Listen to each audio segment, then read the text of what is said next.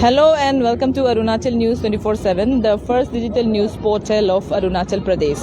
I am Sapna and right now we are here between Kushinagar and Gorakhpur. तो हमारे साथ में अभी हम लाइव अपडेट दे रहे हैं। तो हमारे साथ में सुबह से एएसी की टीम जो कुशीनगर से निकले थे, कुशीनगर जो कि यूपी के अंदर आता है, तो हमारे साथ अभी है अरुणाचल अगेंस्ट करप्शन की टीम। तो चलिए, वो लोग थक के आए होंगे ऑल द वे, पर भी हम उनसे थोड़ा सा डिस्कशन और हम लोग थोड़ा सा बात करते हैं।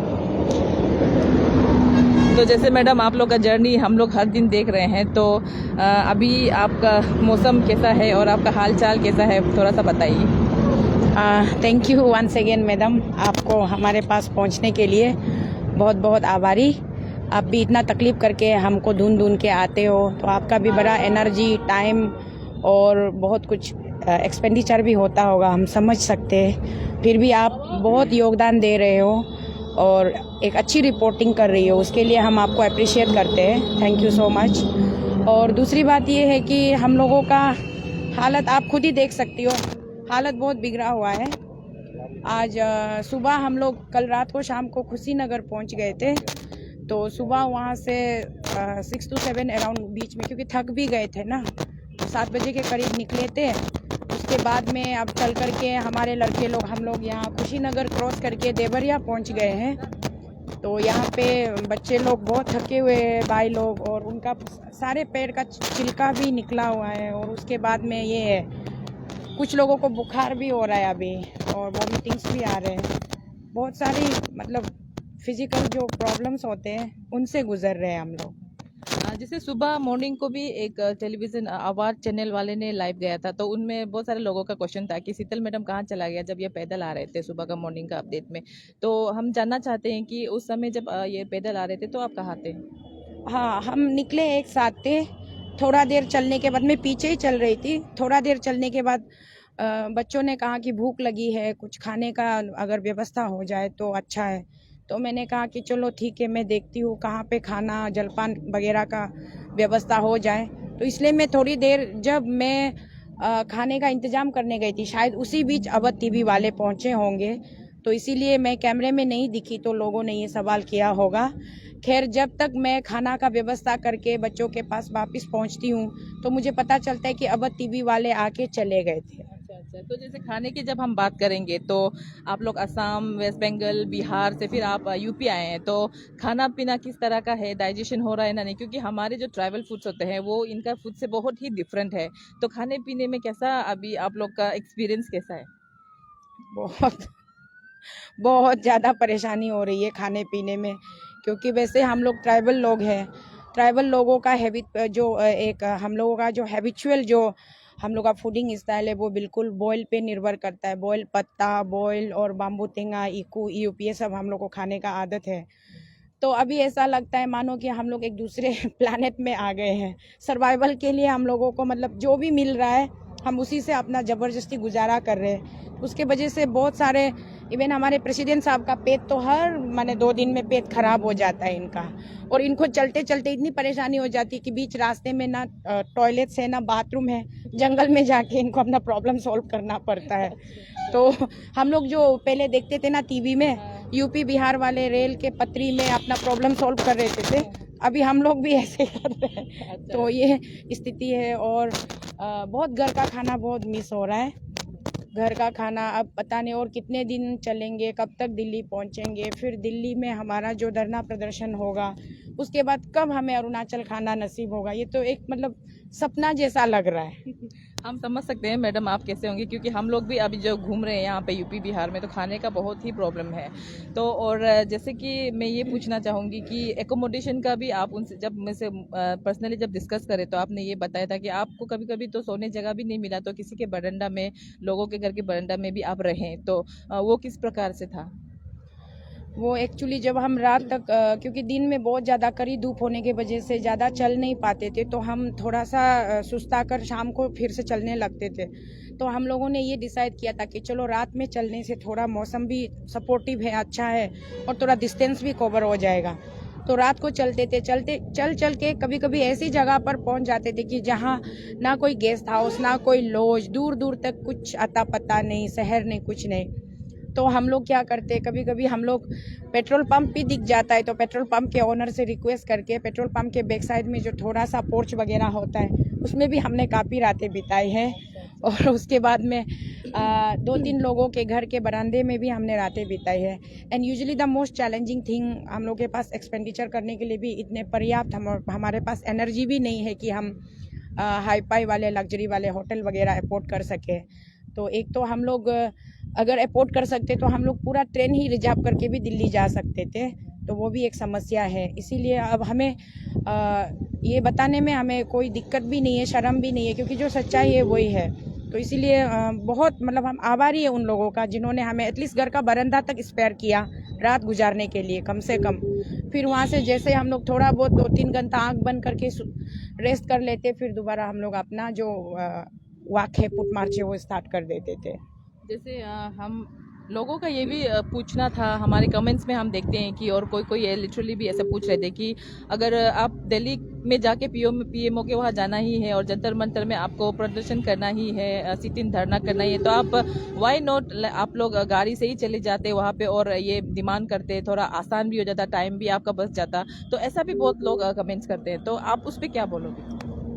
हाँ, ये उन लोगों का जो ये कमेंट्स है एक्चुअली ये उनका कंसर्न है, उनका प्यार है हमारे प्रति। तो इतनी प्यार और कंसर्न के साथ में वो बोल रहे हैं, उनका हम इज्जत करते हैं। लेकिन हमारी सोच ये है कि अगर हम बीच रास्ते से गाड़ी में चलकर चले जाएंगे तो शायद लोग हमारा मजाक बनाएंगे, या फिर कुछ लोग ये कहेंगे कि शायद सरकार से मिल गए, जैसे समझौता कर लिया जैसे पहले वाले टीम ने किया था, या फिर ऐसा कुछ भी हो सकता है। तो हम किसी भी तरीके से मतलब कोई मौका नहीं देना चाहते लोगों को, लोगों के विश्वास को डगमगाने का कोई मौका नहीं देना चाहते। और दूसरी सबसे इम्पोर्टेंट बात यह है कि अगर हम गाड़ी से जाते ईटानगर से दिल्ली तक तो उसकी अहमियत कुछ और होती, और अब हम पदयात्रा करके जा रहे हैं तो इसकी अहमियत अपने आप ही हमको दिख रहा है। पूरा सरकार का मंत्रिमंडल सड़क पर आ गए, मीडिया में आकर अनाप शनाप बक रहे। तो ये एक जो रिएक्शन हमें दिखाई दे रहा है, जो रिस्पॉन्सेस गवर्नमेंट के स्पोक्स पर्सन बोलिए, पार्टी के लीडर बोलिए, या फिर कोई भी इलेक्टेड एमएलए बोलिए या कैबिनेट मिनिस्टर बोलिए, तो उन सब का जो रिएक्शन और रिस्पॉन्सेस हमें जो दिखाई दे रहा है, इसका सिर्फ एक ही वो है अर्थ है कि हम सचमुच में मतलब जो हम चाहते थे, क्योंकि हम अरुणाचल में रह के इन भाइयों ने, लड़कों ने 28 दिन का धरना किया, वहाँ पे इतनी प्रदर्शन की, तब सरकार की तरफ से कोई रिएक्शन नहीं आया। अब जब हम सचमुच अरुणाचल से पैदल निकले हैं और बहुत समय हमने बिहार में असम से उदालगुरी से बंगाल पहुँचने में हमने एम्बुलेंस का हेल्प लिया। फिर बंगाल जो एक एरिया है सिलीगुड़ी से बाया पानी टंकी होके ठाकुरगंज तक का जो डिस्टेंस है वो बहुत मतलब कम था। जैसा बिहार, पूरा बिहार में जितना दिन लगा उतना टाइम वहाँ पे नहीं लगा। तो कंप्लीट पूरा बिहार को क्रॉस करने में हमें बहुत टाइम लगा और बहुत सारी दिक्कतों का, परेशानियों का सामना करना पड़ा। कुछ परेशानियाँ इन्होंने भी एक्सपीरियंस किया है, वो अभी अपने मुंह से बताएंगे। तो अभी हम लोगों के पास में हम जैसे तैसे कल रात को यूपी एंटर हो गए, तो सुबह से हमने चलना शुरू किया। अभी हम आगे बढ़ते रहेंगे। तो जितना दिन इन लोगों के पैरों में दम है, शरीर में ताकत है, मैं कोशिश करूंगी कि हम चलते रहें। जिस तरह से हम चलकर जाके प्रधानमंत्री जी से मिलेंगे और अपनी हम पॉइंट्स को, ग्रीवेंसेस को प्लेस करेंगे, तो उनकी इम्पोर्टेंस अलग होगी। और अगर हम बाई शॉर्टकट गाड़ी से जाएंगे या कुछ भी एक साधन से हम शॉर्टकट में पहुंचते, तो उनकी जो रिस्पॉन्स होगी, जो इम्पोर्टेंस होगी, वो अलग होगी। इसीलिए हमारा मानना है कि हमें पैदल कंटिन्यू करना चाहिए। बट फिर भी मैं हमेशा इन लोगों के लिए एक रिजर्वेशन रखती हूँ कि किसी की सचमुच में अगर तबीयत बिगड़ जाए, हालत ख़राब हो जाए, जो चल ना पाए, तो हम किसी के डेड बॉडी को लेके तो दिल्ली नहीं जा सकते। उनका भी हमें एक प्रोविज़न रखना पड़ेगा। वाकई में अगर किसी का बहुत ज़्यादा हालत ख़राब हो जाता है तो उनको हम अपनी तरफ से ये कोशिश है कि उनको एक एम्बुलेंस में डालकर ट्रीटमेंट करते हुए आगे के स्टेशन तक उनको कम से कम कुछ आराम के लिए, थोड़ा सा रिलैक्सेशन के लिए हम भेज दें। उसके बाद हम जितने लोग स्वस्थ हैं वो लोग हम कंटिन्यू करते रहे, चलते रहे। ऐसा करने का हमने मतलब अभी हम ऐसे सोच रहे हैं। तो देखते हैं आगे कितनी मुसीबतें हैं और क्या दिखाता है समय हमें। पूरी अभी भी हमारे अंदर ताकत है और हम पूरे जोश में है कि हम यूं ही चलते रहेंगे और जितने दिन भी लग जाए हम चलते रहेंगे। जैसे कमेंट सेक्शन में हम जब देखते हैं तो बहुत सारा लोग आपको सपोर्ट कर रहे हैं, तो वो लोग ये भी बोल रहे हैं कि मैडम हम लोग भी आने मन है, शीतल दीदी हम लोग भी आप लोग को ज्वाइन करने मन है, साथ चलने मन है, लेकिन हम नहीं चल पा रहे हैं, तो उसके लिए आपका क्या मैसेज रहेगा? हाँ, मैं उन सब का सबसे पहले थैंक यू बोलूँगी। जितने भी सपोर्ट्स और ब्लेसिंग्स हमें मिल रहे हैं वो आपके चैनल के माध्यम से और अवध टीवी जो कि हमारा कवरेज करे उनके माध्यम से। कमेंट सेक्शन से मैंने भी देखा है कुछ लोगों का कमेंट्स, और बहुत अच्छा महसूस होता है, बहुत प्राउड फील होता है कि हमारे लोग कितने सपोर्टिव है और वो लोग कितने अभी जागरूक हो गए हैं। हम किस कोज के लिए संघर्ष कर रहे हैं, स्ट्रगल कर रहे हैं, उनको मतलब ये रियलाइजेशन हो रहा है, महसूस हो रहा है। एंड वही हमको चाहिए था कि हमारे पब्लिक जाग जाए, रियलाइज करे और अपने हक के लिए आवाज़ उठाए। तो उसके लिए उन सबको सबसे पहले थैंक यू, धन्यवाद। उसके बाद दूसरी बात, आप जो जिस तरीके से सपोर्ट और ब्लेसिंग आप दे रहे हो वही हमारे लिए सफिशिएंट है। मैं किसी भी बच्चे या भाई या बहन का हेल्थ के साथ में कोई भी समझौता नहीं करना चाहती, क्योंकि यहाँ तक चलकर आके हमें जो अनुभव मिला है, जो एक्सपीरियंसेस हुई है, उसके आधार पर मैं ये कहना चाहूँगी कि आप लोग वहीं पर रहकर वहीं से हमारे लिए प्रेयर कर दीजिए, प्रे कर दीजिए। यहाँ पे अगर आप लोग आएंगे बहुत दिक्कतों का सामना करना पड़ेगा, क्या पता वहाँ का एनवायरनमेंट और यहाँ का एनवायरनमेंट मैच ना होके आप पहुँचते ही बीमार पड़ जाए या फिर कुछ और हो जाए, तो वो जो रिस्क है वो हम मतलब उठाना नहीं चाहते। फिर भी अगर किसी की विलिंगनेस, विल पावर बहुत ज़्यादा है तो आप कहीं से भी हम चलते रहेंगे सड़क पे, आपको खबर मिलती रहेगी मीडिया के थ्रू, तो आप कहीं से भी आ सकते हो, ज्वाइन कर सकते हो। और वाकई में जो अपने राज्य के लिए, अपने लोगों के लिए, अपने आने वाले फ्यूचर के लिए अगर कोई कुछ करना चाहता है तो दे आर मोस्ट वेलकम।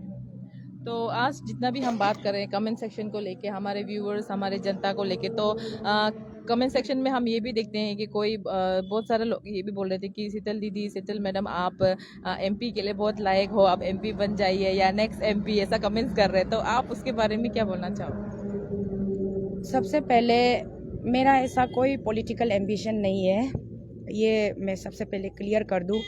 ना एमपी की एम्बिशन है, ना एमएलए की एम्बिशन है और ना ही सीएम की एम्बिशन है। मैं सिर्फ एक सोसाइटी ओरिएंटेड मेंटेलिटी वाली एक पर्सन हूँ। तो हमेशा मैं समाज का विकास के लिए सोच विचार रखती हूँ, और समाज में जब सब कुछ बढ़िया अच्छा चलता है तो मुझे बहुत खुशी मिलती है, और सरकार जब अच्छी काम करती है तो मैं सरकार की प्रशंसा करती हूँ और उनको मैं बहुत सारी बधाइयाँ भी देती हूँ।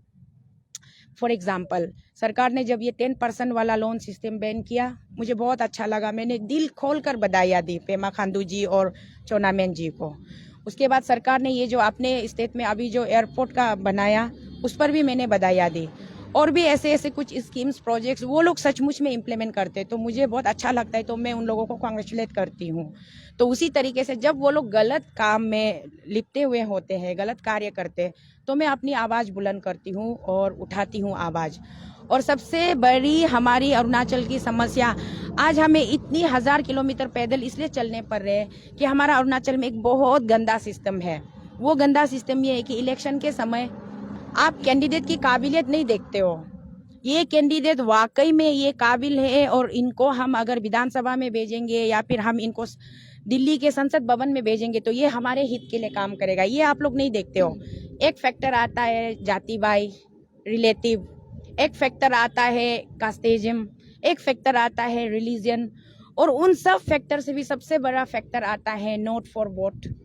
तो इस कल्चर में और जो अभी का जो सिस्टम है, जो एक ट्रेडिशन जो अभी एक इस्टेब्लिश होके रखी है, उसमें तो मुझ जैसी गरीब की क्या औकात होगी कि मैं एमएलए बनूंगी या फिर एमपी बनूंगी। ऐसा फिलहाल मेरा ऐसा कुछ भी इरादा नहीं है। मुझे सिर्फ और सिर्फ करप्शन से आज़ादी चाहिए, और अगर करप्शन से आज़ादी दिलाने में हमारे लोग अगर पूरी तरीके से पुरजोर साथ देंगे, साथ आएंगे, तो हम ये नहीं है कि पेमा खांडू जी को हम हटाओ इसलिए मांग करें कि वो ऑलरेडी करप्टेड है हमारे नज़रों में।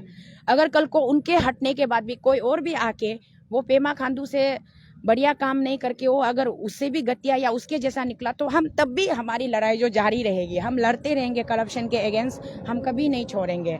और अगर जनता, मेरे भाई बहन, मेरे माता पिता, मेरे शुभ चिंतक लोग, अगर आप लोग सचमुच में, मुझे लगता है कि आप लोगों के दिल में या फिर बाद में लगेगा कि नहीं हमारी बहन है, हमारी दीदी है, हमारी माँ है, इनको एक बार मौका दिया जाना चाहिए बोलेंगे, तो ये फैसला उन लोगों का, जनता का होगा।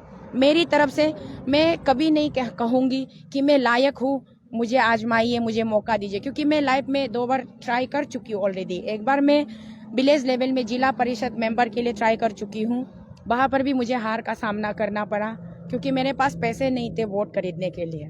और दूसरी बार मैंने 13 ईटानगर से member of legislative assembly MLA के इलेक्शन में भी मैंने पार्टिसिपेट किया था, नॉमिनेशन भरा था। तो वहाँ पर भी मैंने देखा कि सब लोग वोटर आईडी कार्ड को जेरोक्स कर करके झोला भर भर के लेके आते हैं कैंडिडेट्स के घर में और पैसे डिमांड करते हैं, जो कि ओपन सीक्रेट है और वो मेरे पास नहीं है, तो मैं वो नहीं कर पाऊंगी। ठीक है, थैंक यू मैडम। तो जैसे आपका मेंबर से हम जानना चाहेंगे, बिहार में आपके साथ में कुछ घटना हुआ आप लोगों का ग्रुप का साथ में, तो क्या था वो, कैसे था वो, थोड़ा हमें डिटेल में बताइए। बिहार में हम लोग का पास हम लोग के साथ ऐसा हुआ था, जो हम लोग बिहार एंट्री हुए रात को, फिर सुबह हम लोग वहाँ से निकल गए। निकलने के पहले हम सबसे पहले था, तो मेरा भी पीछे एक भाई था, तो हम बहुत दूर आगे निकल गया था। तो वहाँ में तो ऐसे पेड़ पौधे नहीं है, गच्ची नहीं है, तो एक बस्ती था, उस बस्ती का नाम भूल गया। वहाँ में एक छाया था, तो मेरे भाई को मैंने बोला है कि चलो यहाँ में रुकते हैं दोस्त लोग को, तो बहुत दूर छोड़ कर आए हम लोग। तो हम ऐसे साया में बैठ रहा था, तो वहाँ में औरत बच्चे चिल्लाने लग गया। हम सोचा है कि कोई अपना लोगों को बुला रहा, ऐसे हम चुपचाप बैठ रहे थे। ऐसे उन लोग को रुक के हवा भी थोड़ा ये रहा था, मिल रहा था वहाँ पे। तो एक एक करके डंटी लेकर आना शुरू हो गया। हम सोचे कि ऐसे वो लोग कुछ गाय बकरी सब चढ़ाने जा रहे हैं। तो उसके बाद एक आया, दाव लेकर आया, हमको पूछने लगा कहाँ से है। मैंने बताया अरुणाचल से। अरुणाचल कहाँ है? हम पूछ रहे अरुणाचल कहाँ है, हम कैसे बताएं? तो हम बोला कि सिर्फ असम का नज़दीक में है, असम अरुणाचल, असम पार करने के बाद अरुणाचल मिल जाता। तो उसने तरह तरह के उल्टा पुल्टा सीधा सवाल पूछना शुरू किया। देखते हैं देखते इतना भीड़ हो गया, हमको समझ भी नहीं आया हम क्या हो रहा है, ये क्या होने जा रहा है। तो मैंने भाई को बोला चलो हम लोग चलते रहे। तो फिर उन लोग पीछे करने लगा हम लोग, तो हम मेरा चलने का ये जो तेज करने लगा। तो भाई हम एक मार्केट में सबका सामने मार्केट में रुके वहाँ में आया। तो फिर 2-3 तो लड़का बाइक लेकर आ गया। तो फिर हमको पूछने लगे, दाव भी लेकर आए, क्या करने आए हो? तो मेरा दोस्त लोग तब तक पहुंचा ही नहीं था। तो मैंने एक फार्मेसी था, उससे कहा भाई देखिए ये लोग हम लोग को घेर रहे हैं पहले से, तो आप थोड़ा समझाइए। उसने कहा कि ये बस्ती वाला है, हम समझा देंगे। तो उसने समझा दिया। तो उसने बोला सबूत देखा। तब तक मेरा दोस्त लोग पहुंच गया। तो उन लोग का पास ये था, बैनर था। तो बैनर को भी उन लोग पढ़ने नहीं सका वो लोग। तो बैनर पढ़ा, तो लास्ट में उन लोग माफ़ी मांगा। तो आप लोग ऐसे क्यों करते हैं हम लोग के साथ? तो हम लोग तो ऑलरेडी झंडा भी लेकर आए, इंडिया का नेशनल फ्लैग भी लेकर आए। तो उसने बताया कि यहाँ में कल परसों एक बच्चा चोरी हुआ है, तो इसीलिए आप लोग को भी हम लोग कभी देखा नहीं, आप लोग का शक्ल सूरत हम लोग से बहुत अलग है, तो इसलिए आप लोग को थोड़ा शक हुआ है। तो हम लोग ऐसे भी एक्सपीरियंस मिला है यहाँ पे चलते। तो मैं उसको ये सलाह दूंगा कि हमारा जनता ने मेरे लिए, अरुणाचल वासियों ने हमें प्रे किया, हमारे लिए भगवान को दुआ मांगा, इसलिए ऐसा कुछ हादसा नहीं हुआ है। Thank you. Thank you very much. तो आपने सुना आज जो अरुणाचल अगेंस्ट करप्शन की टीम है वो अभी यूपी एंटर कर चुके हैं। कल शाम को ही वो यूपी एंटर कर लिया है और कुशीनगर और गोरखपुर के बीच में है। तो शायद वो लोग आज शाम तक या रात तक गोरखपुर पहुंच जाएंगे। फिर गोरखपुर से फिर आगे निकलेंगे कल, ऐसा करके उनका बहुत लंबा यात्रा है यहाँ से दिल्ली की तरफ। और उनका ये भी कहना है कि वो जंतर मंतर पे जाएंगे और सिट-इन धरना करेंगे। उसके बाद पीएमओ से वो रिक्वेस्ट करेंगे उनका जो भी डिमांड है। तो मैं आपको फिर से बताना चाहूँगी कि अरुणाचल अगेंस्ट करप्शन जो है वो सीबीआई इंक्वायरी मांग रहे हैं अगेंस्ट पेमा खांडू, जो चीफ मिनिस्टर है अरुणाचल प्रदेश का, उसके खिलाफ सीबीआई इंक्वायरी मांग रहे हैं और ईडी मांग रहे हैं देने के लिए। तो अभी तक का लेटेस्ट अपडेट यही है कि वो अभी यूपी में है। तो मैं हमारे व्यूवर से ये रिक्वेस्ट करना चाहूँगी कि अगर आपका कुछ भी कमेंट्स होगा या क्वेश्चंस होगा या क्वारीज होगा तो आप ज़रूर अरुणाचल न्यूज़ को देखिएगा और फॉलो करिएगा। हम आपको लगातार अरुणाचल अगेंस्ट करप्शन का जो ये फुट मार्च है, जो पथ यात्रा है, इसको हम आपको दिखाने की कोशिश करेंगे। और जो भी होगा, जितना भी अपडेट्स होगा वो हम आपको लगातार देते रहेंगे। और हम भी इनके साथ साथ हम भी चल रहे हैं, हम भी रुक रहे हैं इनको बीच बीच में। तो यहाँ पे हम भी देख रहे हैं, एक्सपीरियंस करें कि यहाँ पे खाने पीने का बहुत प्रॉब्लम है। बहुत दूर तक तो ढाबा भी नहीं मिलता है। और ये भी मैंने कल बिहार में जब मैं थी तो मैंने ये इंक्वायरी किया था पटना में।